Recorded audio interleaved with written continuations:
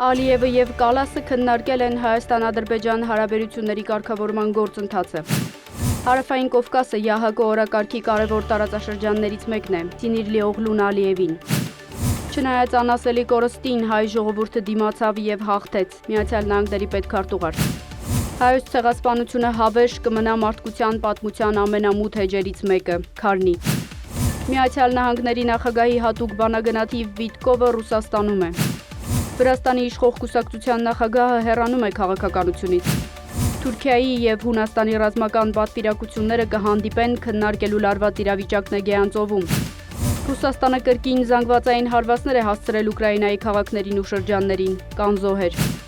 Երբեք չենք ճանաչի մեր տարածքի որևէ մաս որպես ռուսական, Ուկրաինայի արտգործնախարարություն։ Ռուսաստանն Ուկրաինայում խաղաղության համար խոչընդոտ չէ, Թրամփ։ Ամբողջ Ուկրաինան չգրավելն արդեն իսկ մեծ զիջում է Ռուսաստանի կողմի, Թրամփ։